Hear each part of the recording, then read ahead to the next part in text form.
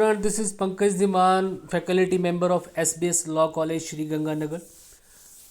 Now we are going to start our next topic of the Transfer Property Act 1882, that is the rule of election. Rule of election को हम यहाँ पे पढ़ेंगे examination perspective से, बहुत ही important question, और इसके कुछ हम यहाँ पे जो है फीचर्स भी पढ़ेंगे और साथ में देखेंगे कि इसके एक्सेप्शंस क्या हैं। तो सबसे पहले हम समझते हैं कि ये रूल ऑफ इलेक्शन होता क्या है। देखिए, रूल ऑफ इलेक्शन जो है जनरली ट्रांसफर प्रॉपर्टी एक्ट के अंडर कवर होता है।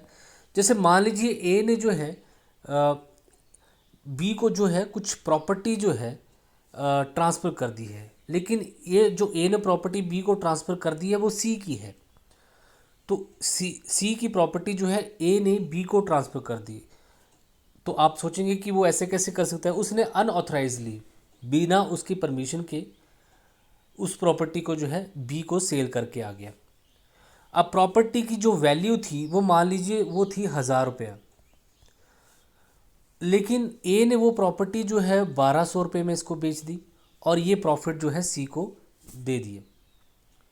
तो अब यहाँ पे क्वेश्चन ये आता है कि जब एक सी की प्रॉपर्टी है जिसको ए ने सी की परमिशन के बिना बी को जो है ट्रांसफ़र कर दिया है और उस प्रॉपर्टी से उसको सेल करके या उस इंटरेस्ट को ट्रांसफ़र करके कुछ बेनिफिट भी सी के लिए लेके आया है, तो इस कंडीशन में अब सी को क्या करना है, वो चाहे तो इस ट्रांजैक्शन को जो है नल एंड वाइड कर सकता है कि ये ट्रांजैक्शन ठीक नहीं है, मैं इसको नहीं मानता क्योंकि उसकी प्रॉपर्टी है। वो चाहे तो इस जो ट्रांजैक्शन को वाइड करा सकता है।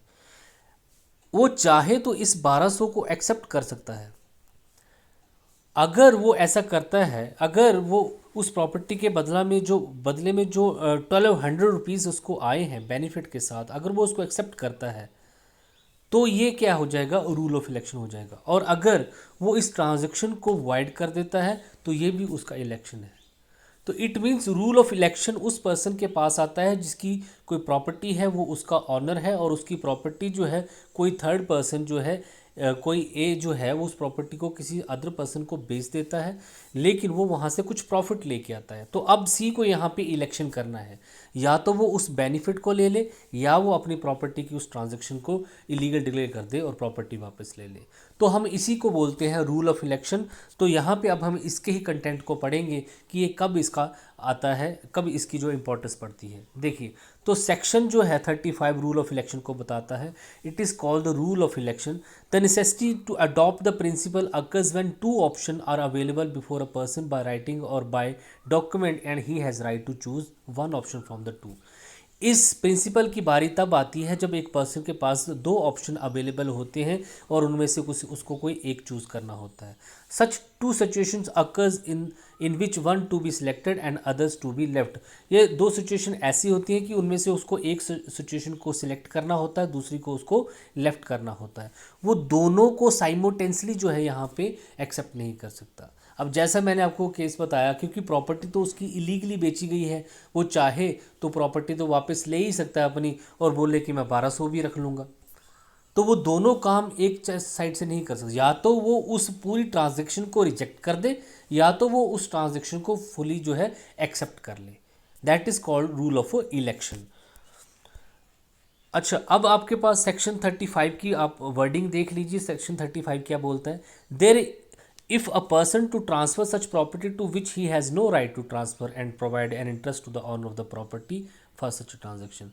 एक पर्सन जो है उस प्रॉपर्टी को ट्रांसफ़र कर देता है जिसका उसको बेचने का कोई राइट नहीं था, प्रॉपर्टी को ट्रांसफ़र करने का उसका कोई राइट नहीं था।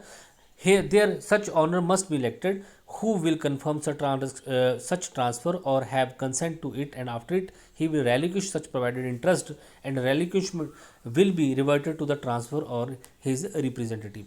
तो यहाँ पे अब जो मालिक है, जो प्रॉपर्टी का एक्चुअल ऑनर है, उसको इलेक्ट करना है कि वो उस पूरी ट्रांजैक्शन को रिजेक्ट कर दे या उसको एक्सेप्ट कर दे। एग्जाम्पल भी देख सकते हैं आप। A field in the Sultanpur is the property of C.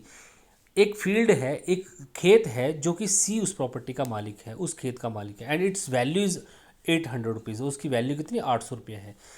A transfer this field to B. A जो है, एक पर्सन जो है इस प्रॉपर्टी को बी को बेच देता है। किसकी प्रॉपर्टी है? सी की। लेकिन ए जो है सी की इस प्रॉपर्टी को बी को बेच देता है by the instrument of gift, gift के थ्रू बेचता है। एंड गिव 1000 टू द सी, और यहाँ पे जो है एक इंटरेस्ट जो है एक उसके लिए एक फ़ायदा लेके आता है, 1000 रुपये लेके आ जाता है। Now C desire to keep the field for himself and he forfeit the gift of. अब सी को यहाँ पे क्या करना है, अगर वो अपनी प्रॉपर्टी चाहता है तो उसको 1000 रुपये को फॉरफिट करना होगा, छोड़ना होगा। वो ऐसा नहीं कर सकता कि प्रॉपर्टी तो वो अपनी वापस ले ही सकता है, क्योंकि he was the actual owner of such property, लेकिन वो सोचे कि मैं इस प्रॉफिट को भी रख लूँगा, वो पॉसिबल नहीं होगा। You have to choose one option from the two, ये यहाँ पे बताया हुआ। अब आपके पास कुछ केस है, केस से आपको क्लियर हो जाएगा। The basic rule of the rule of election is that any person can not approve and disapprove the rule at the same time.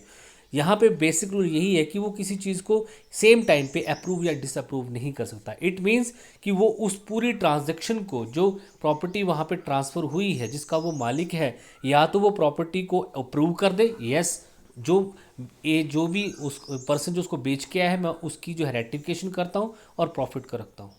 तो वो या तो उसको पूरा अप्रूव करे या उसको पूरा डिसअप्रूव कर दो कि मैं उसको डिसअप्रूव करता हूँ, मैंने नहीं देनी किसी को भी प्रॉपर्टी। ये नहीं है कि वहाँ पे वो some part of the transaction जो उसके लिए बेनिफिशियल हो उसको वो एक्सेप्ट कर ले, और जो पार्ट उसके लिए बेनिफिशियल नहीं है उनको डिसअप्रूव कर दे। तो कुछ केसेस हैं आपके पास, जैसे सी पुथुमा वर्सेस शंकर नारायण का केस है, AR 1965। Supreme Court held that if a person accept interest under the testamentary document then he has to accept every part of the document. कोई भी कागजी कार्रवाई होती है तो वहाँ पे उस डॉक्यूमेंट का, उस टेस्टामेंटरी डॉक्यूमेंट का हर एक पार्ट जो है वो एक्सेप्ट करना पड़ता है। ये नहीं है कि जो पार्ट उसके लिए बेनिफिशियल हो उनको वो एक्सेप्ट कर ले और जो पार्ट उसके लिए बेनिफिशियल नहीं है उनको रिजेक्ट कर दे। इसी को हम रूल ऑफ इलेक्शन बोलते हैं। सिंपल वर्ड में भी यहाँ पे यही बोला गया, आप चाहे तो फिर से यहाँ पे देख सकते हैं क्या बोला हुआ है। In simple word way it may be stated that if a person is getting benefit under deed, किसी भी डॉक्यूमेंट डीड के अंडर, किसी भी टेस्टामेंटरी डॉक्यूमेंट के अंडर, किसी भी जो है ट्रांजैक्शन के अंडर उसको कोई बेनिफिट हो रहा है, और अदर इंस्ट्रूमेंट, किसी भी इंस्ट्रूमेंट के थ्रू, इंस्ट्रूमेंट क्या होते हैं, जो डॉक्यूमेंट होते हैं जो जिसके थ्रू प्रॉपर्टी सेल और परचेज की जाती है उसको बोलते हैं। Then he has to adopt the whole content of the instrument, उसको उस इंस्ट्रूमेंट के, उस डॉक्यूमेंट के सारे कंटेंट को एक्सेप्ट करना होता है। It is not possible that he accept only for the benefit and reject the liability, ये उसके लिए पॉसिबल नहीं है कि वो सिर्फ वहाँ पे बेनिफिट को ही एक्सेप्ट करे और लाइबिलिटी को रिजेक्ट कर दे। अब केसेस में भी यही बोला गया, केस तो इसके रिगार्डिंग हो गए कि एग्जामिनेशन में आपको जो है अपने क्वेश्चन के सपोर्ट में ही केस लिखने होते हैं। Bahuram versus Baijnath Singh, AR 1961, supreme court में ये बोला गया कि वो जो है एक्सेप्टेंस और रिजेक्शन जो है टाइम साइमल्टेनियसली नहीं कर सकता है, उसको या तो एक्सेप्ट करना होगा या तो उसको रिजेक्ट करना होगा। आगे एक और केस है जिसमें बताया गया Dhandas versus state of Chhattisgarh, AR 2015। इस केस में यही बोला गया कि अगर आपने किसी डॉक्यूमेंट के अंडर अपना कोई राइट जो है वेव कर दिया है, छोड़ दिया है, तो फ्यूचर में आप उसको चैलेंज नहीं कर सकते। तो आपने अगर कोई डॉक्यूमेंट में अगर आप अपना को राइट जो है वेव कर दिया है लैंड एक्सेशन से रिलेटेड, तो आप उसको आपने मना कर दिया है, तो आप फिर उसको जो है फ्यूचर में जो है चैलेंज नहीं कर सकते हैं। मतलब आप उसको बाद में पहले एक्सेप्ट कर दें बाद में रिजेक्ट कर दें तो ऐसा नहीं होगा। इसेंशियल एलिमेंट, तो on the basis of definitions, examples, meaning, अब आपके लिए जो है आई थिंक यहाँ पे एलिमेंट निकालना बहुत इजी हो जाएगा। फर्स्ट एलिमेंट है व्हेन प्रॉपर्टी इज ट्रांसफर्ड अनऑथराइजली। तो पहली कंडीशन क्या है, ट्रांसफ़र ऑफ प्रॉपर्टी के अंडर रूल ऑफ इलेक्शन की बात तभी आएगी जब आपकी प्रॉपर्टी जो है वो अनऑथराइजली जो है ट्रांसफ़र की जाएगी।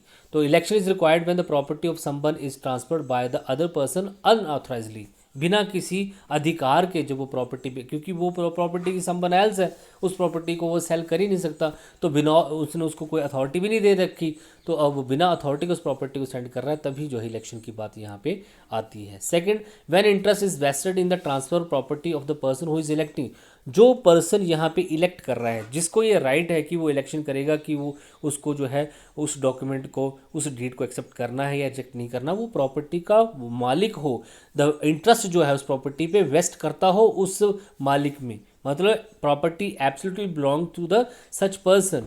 इंटरेस्ट और ऑनरशिप जो है उसकी उस प्रॉपर्टी में होनी चाहिए।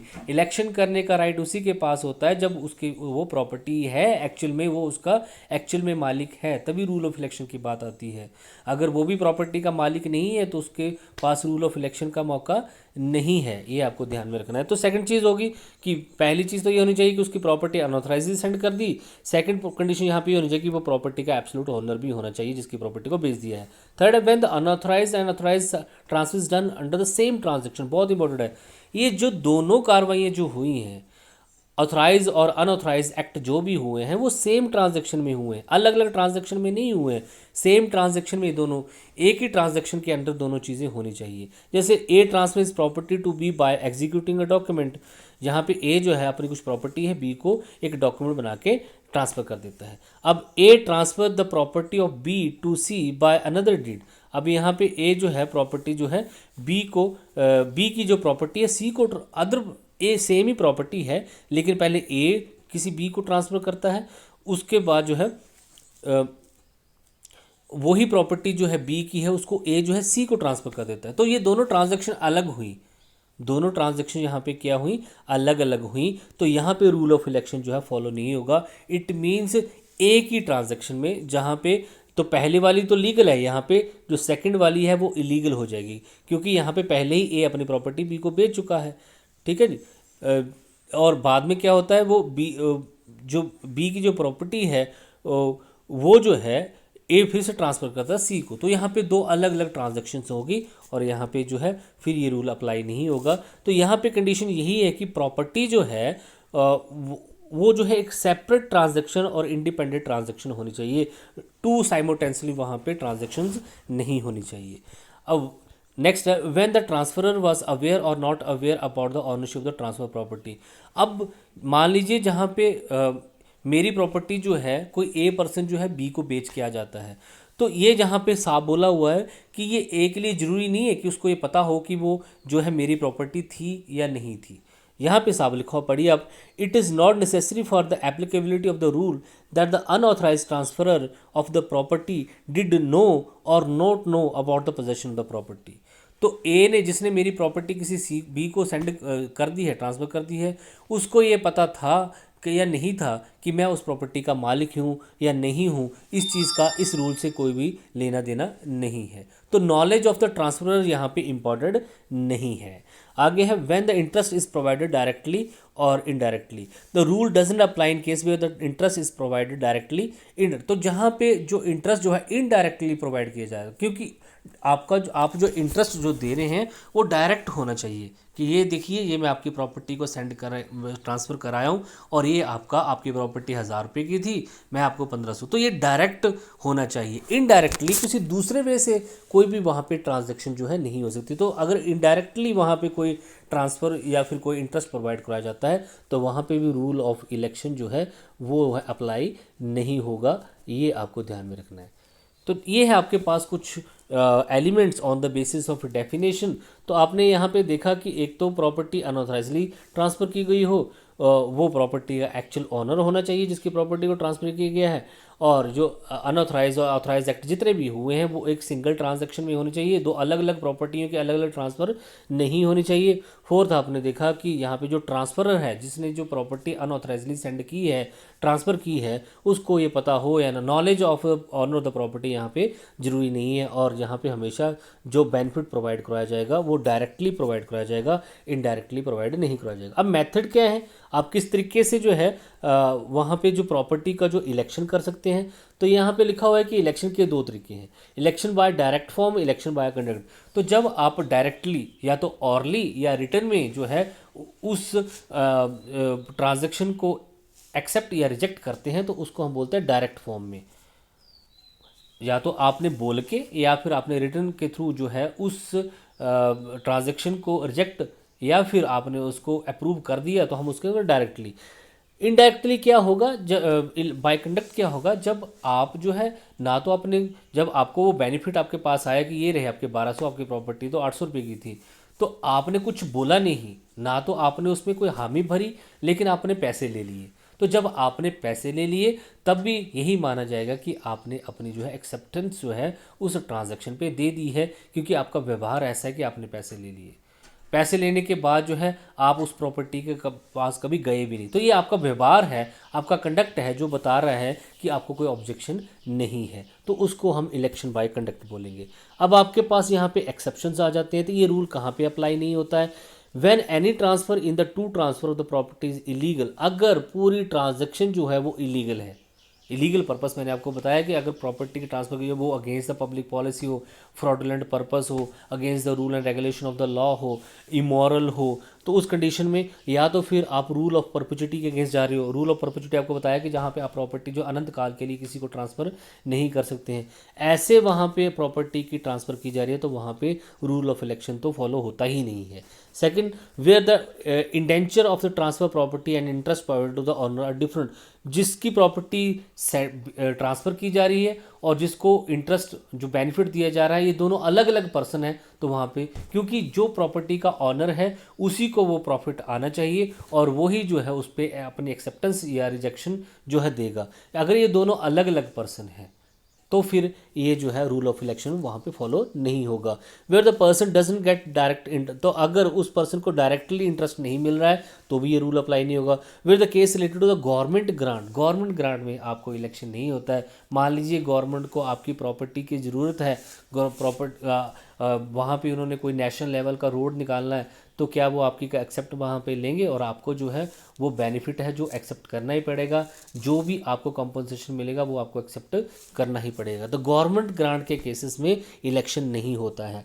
और where the result of the transfer are not equitable, जहाँ पे जो इंटरेस्ट जो बेनिफिट प्रोवाइड करवाया जा रहा है वो प्रॉपर्टी के मुकाबले में इक्वल नहीं है। आपकी प्रॉपर्टी है 1000 रुपये की, तो आपको आना चाहिए इससे ऊपर 1100, 1200, 1300, 2000 जितना मर्जी हो सकता है। लेकिन आपकी प्रॉपर्टी है 1000 की और आपको मिल रहा है बेनिफिट 800 का, तो ये बेनिफिट कहाँ हुआ? ये तो आपको लॉस हुआ। तो ये रूल वहीं पे अप्लाई होता है जहाँ पे आपको बेनिफिट हो रहा हो, वहाँ पे इक्विटी होनी चाहिए, इक्वल होना चाहिए प्रॉपर्टी के लेवल पे। तो ये है आपके पास कुछ exception. Thank you so much, have a